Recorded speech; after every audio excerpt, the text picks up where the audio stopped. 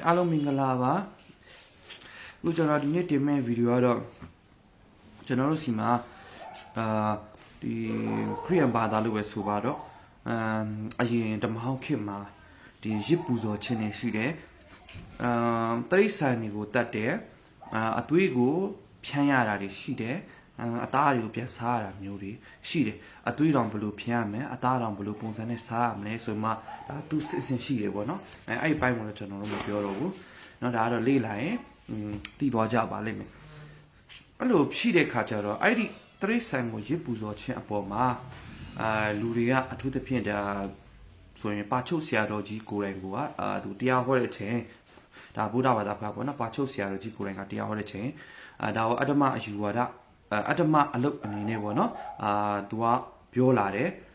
ဒါကတော့ဘယ်လိုပဲဖြစ်တာခရိယန်တွေကိုတက်တဲ့ပြောလာတာဖြစ်တယ်ဒါကတော့ဒါဗုဒ္ဓဘာသာကိုလည်းကျွန်တော်တခြားသိသေးချင်တာကျွန်တော်တို့ကဒါကိုဘာသာရေးစော်ကားတယ်လို့ပါချုပ်ဆရာတော်ကြီးကိုမဆွဆွဲဘူး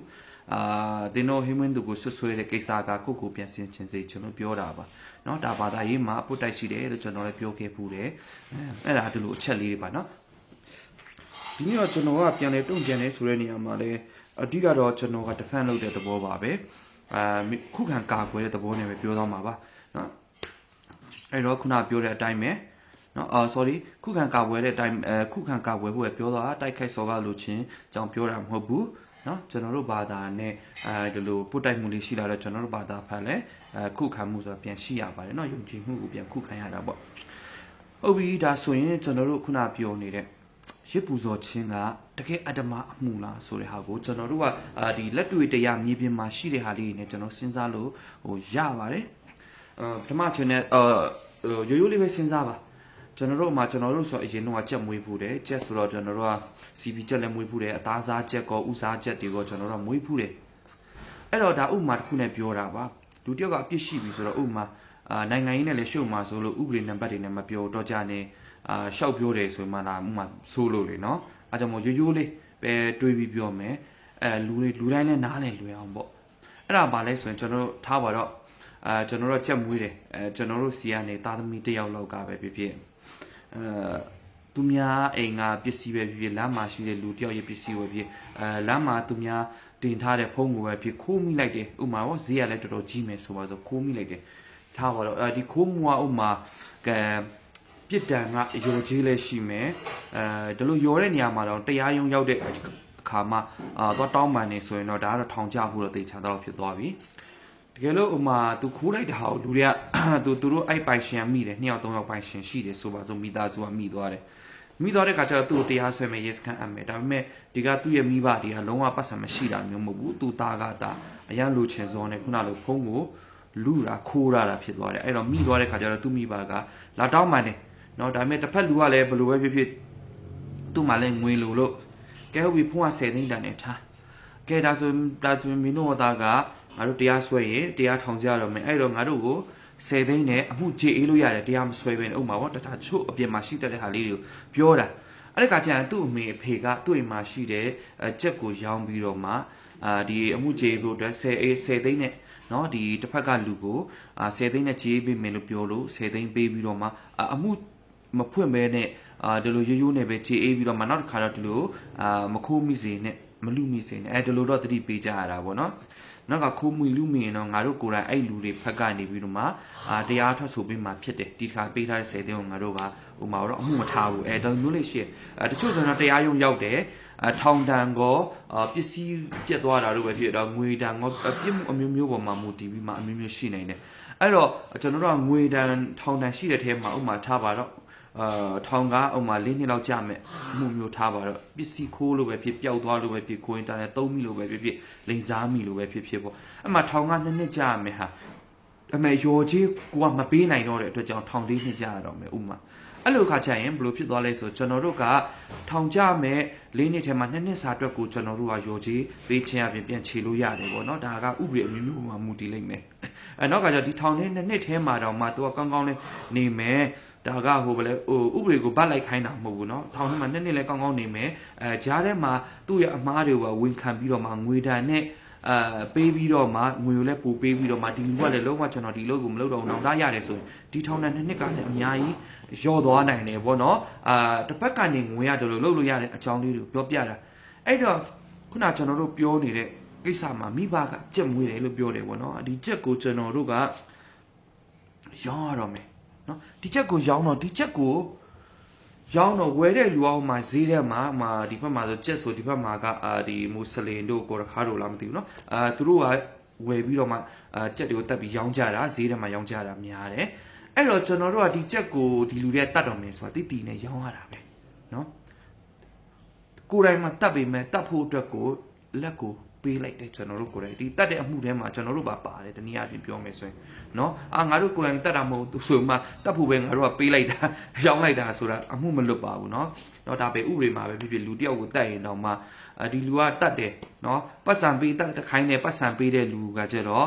့တရားမစွဲရဘူးမဟုတ်ဘူးနော်ပတ်စံပေးတယ်ဆိုပေးပြီးတတ်ခိုင်းတဲ့လူကအမှုပိုကြီးတယ်တနည်းအားဖြင့်ပေါ့နော်အဲ့ဒါထားပါတော့အဲ့ဒါလေးတွေအဓိကပြောပြချင်တာကမလွတ်ဘူးဆိုတော့ပြောပြတာပေါ့နော်အဲ့ဒီမှာဒီတရိတ်ဆန်ကိုဒီလိုပေးလိုက်တော့ဒီသူ့ရဲ့သားပေါ့နော်အဲ့လိုကဲဖို့တဲ့တရိတ်ဆန်ကိုအဲ့လိုရောင်းလိုက်တာအပြစ်လား no ပါဘာဖြစ်တရိတ်ဆန်ဆိုတာကိုယ့်ရဲ့အပိုင်ဖြစ်တယ်ဒါပေမဲ့တခုတော့ရှိတယ်တရိတ်ဆန်နဲ့ကိုယ့်အပိုင်မို့လို့နှိပ်ဆက်ရတာကြိတ်လို့ညှင်းဆဲတာမျိုးတော့ကျွန်တော်တို့ခရိယန်ဘာသာမှာတော့လက်မခံထားဘူးပေါ့နော်ဟုတ်ပြီအသက်စီအောင်အတက်နိုင်ဆုံးကျွန်တော်တို့ကလုပ်ပေးရတယ်ချက်ခေါ်တရိတ်ဆန်မွေးမြူနေတယ်အဲ့ဒီကကြောကျွန်တော်ခုနပြောတဲ့အတိုင်းနော်ဒါကအကုသိုလ်လုံးမှာမဟုတ်ပါဘူးเนาะတကယ်လို့ဒါမျိုးကိုမှအကုသိုလ်ဖြစ်တယ်ကိုသားကိုကယ်ဖို့ဒီချက်တွေကိုကျွန်တော်တို့ကချက်ကိုတက်ပြီးရောင်းမဲ့သူစီမှာရောင်းလိုက်လို့ဒါကိုပါအကုသိုလ်ဖြစ်တယ်လို့အတ္တမအမှုဖြစ်တယ်လို့ပြောကြည့်ဆိုရင်ဒါတစ်ဖက်လုံးနဲ့ကျွန်တော်တို့ကပြန်ဆင်ခြင်စဉ်းစားစရာကိုပြောပြတာပါအကုသိုလ်အစစ်ကအဲ့ဒါမဟုတ်ပါအကုသိုလ်အစစ်ကလူချင်းကိုယ့်ရဲ့အပိုင်လည်းမဟုတ်ဘဲနဲ့เนาะလူချင်းဟိုခုနချက်ဆိုတာကိုယ့်အပိုင်ကိုမွေးထားတာလူချင်းကိုကိုယ့်အပိုင်မဟုတ်ဘူးမဟုတ်တဲ့ဟာကိုဒီလူတက်လုံးစားဖို့အတွက်ကိုနောက်တဲ့လူ3ယောက်ကလူ1ယောက်စားဖို့အတွက်ကိုလူ1ယောက်ကအလုံးမသူစားဝင်နေရအတွက်အလုံးမလုပ်ပဲနဲ့ကျန်တဲ့3ယောက်ကအလုံးလုပ်ပြီးနေတိုင်းကျွေးနေရတာကမှသာအတ္တမမဟုတ်ဘူးလားနော်လူတိုင်းကကိုလုံးမှာကိုစားရမယ်လို့လက်ခံထားကြပြီးတစ်ဖက်မှာကိုလုံးမှာကိုစားရတာမဟုတ်ဘူးဆိုတဲ့ဟာကိုတက်တည်ပြနေတယ်ပထမတစ်ချက်နော်ဗာလဲအဲ့ဒီလူတွေပေါ့နော်ဒါလူတွေလို့ပြောတယ် sorry ပါတက်ပဲပြောရမှာပေါ့နော်လူလို့မဟုတ်ပါဘုန်းကြီးတွေပေါ့နော်ဘုန်းကြီးတွေစားဖို့တောက်ဖို့ဒီဘက်ကဗုဒ္ဓဘာသာဝင်တွေတာဝန်ယူရတယ်နော်အဲ့ဒီကကျတော့လူချင်းချင်းအားထုတ်မှုတွေကိုတာဝန်ယူရတဲ့နေရာကျွန်တော်တို့တုံ့ပြန်တာကဒီလိုပြောတဲ့လူတွေကဘာချို့ဆရာတော်ကြီးခွင့်ဖြစ်တယ်လို့ဒါကဗုဒ္ဓဘာသာဘုန်းကြီးတွေကတချို့အပြင်ကလူတွေပါပြောနေကြလို့ပေါ့နော်ကျွန်တော်ကစော်ကားတာမဟုတ်ဘူးကျွန်တော်အနေနဲ့ဒါဆင်ခြင်စရာလေးမေးခွန်းထုတ်စရာလေးလည်းဖြစ်တယ်လို့ဆင်ခြင်စရာလေးလည်းရှိတယ်ဆိုတော့ပြောပြတာပါဝင်နော်လူတူတယောက်နော်သူ့လုံးမှသူစားရတာမဟုတ်ပဲနဲ့သူ့ကိုယ်သူအလုံးမလုံးပဲနဲ့တရားကျင့်ကြံပြီးသူ့အတွက်ကိုတခြားလူကလှုပ်ပြီးကျွေးရတာနော်ဒါကမှသာအတ္တမမဟုတ်ဘူးလားနော်ဒါလေးကဆင်ခြင်စရာဖြစ်တယ်နော်ခုနကကြက်ကိုတက်ပြီးပူဇော်တာကဒါအတ္တမဆိုရင်လူချင်းအလုံးမလုံးပဲနဲ့အေးဆေးနေတဲ့လူတယောက်ကို3ယောက်လောက်ကဝိုင်းကျွေးနေရတာကပူပြီးတော့မှအတ္တမဆံပါတယ်ပြကျတော့ကိုလုံးမကိုစားရမယ်လို့ပြောနေပြီးဒီဘက်မှာကျတော့ကိုလုံးမကိုမစားရကိုမလုပ်လဲကိုစားရတယ်ဆိုတဲ့ဟာကိုနေထိုင်ရင်ဗဇက်ကနေမပြောပေမဲ့အလုတ်အဖြစ်တက်တည်ပြသွားပြန်တယ်နော်အဲ့တော့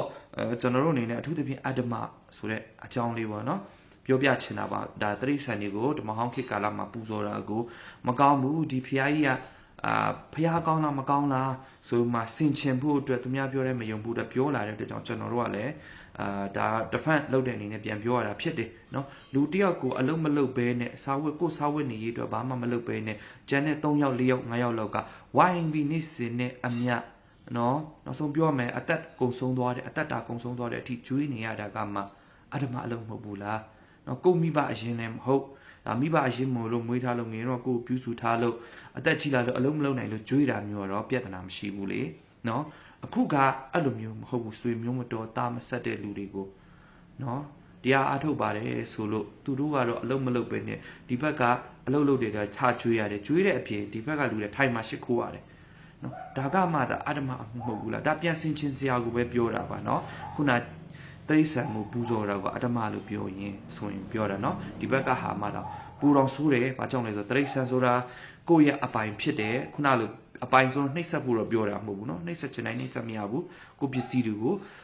ဟိုတိရစ္ဆာန်မှမဟုတ်ဘူးကိုပစ္စည်းတွေဖြစ်အကုန်လုံးခရိယဘာသာအရာလူလောကကြီးကိုအလှဆင်ရတယ်တိရစ္ဆာန်တွေဆိုရင်လည်းကိုကအုပ်ဆိုးရတယ်အုပ်ဆိုးတယ်ဆိုတဲ့နေရာမှာသူတို့ကိုကောင်းကောင်းကျွေးကောင်းကောင်းမွေးပေါ့နော်ဒါခရိယန်ဘာသာမှာတုံသင်ထားတဲ့အရာတွေဖြစ်တယ်ဒါတမန်ကျမ်းစာကဒီလိုလုပ်ထားတဲ့အရာဖြစ်တယ်အဲ့ဒီအတွက်ကြောင့်ကျွန်တော်တို့ခရိယန်ဘာသာအရာတိရစ္ဆာန်ဟိုစားတာတက်တန်းဆေးလို့စားတာပဲဖြစ်ဓမ္မဟောင်းခေတ်ရဆိုရစ်ပူဇော်တာပဲဖြစ်ဒါတွေကအပြစ်မဟုတ်ဘူးဒါတွေကိုအပြစ်လုပ်တယ်လို့ပြောရင်ခုနပြောတဲ့အတိုင်းပဲเนาะကျွန်တော်နှစ်ခါသုံးခါလောက်ပြောနေတက်ပြဟောင်းကြီးဖွင့်နေတယ်လို့ဖြစ်မှာဆိုလို့ပေါ့เนาะဒါတော့ပဲကျွန်တော်ပြောပြစေเนาะပြောပြချင်တာလက်တွေ့ပဲတရားကပုံမှန်တယ်လေเนาะဒါကကျွန်တော်နှိုင်းရှင်တာမဟုတ်ဘူးเนาะတစ်ဖက်ကလည်းသူတို့ပြောနေတဲ့ပုံစံကလည်းဒီလိုပြောလို့ကျွန်တော်လည်းဒီလိုပြောရတာဖြစ်တယ်ပါချုပ်ဆရာတော်ကြီးကိုယ်တိုင်ကိုပြောလို့ပေါ့နော်ဒါပေမဲ့ပါချုပ်ဆရာတော်ကိုကြီးကိုယ်တိုင်မှမဟုတ်တခြားဆရာတော်တွေတချို့လည်းပြောကြတဲ့အပြင်ကဒါဗုဒ္ဓဘာသာဝင်တွေလည်းဒီလိုပြောကြလို့ကျွန်တော်ကလည်းပြန်ဆင်ခြင်စရာလေးတွေကိုပြောပြတာဒါဖြစ်ပါတယ်အထူးပဲဖျက်တင်ကောင်းကြည့်ပေးပါစေ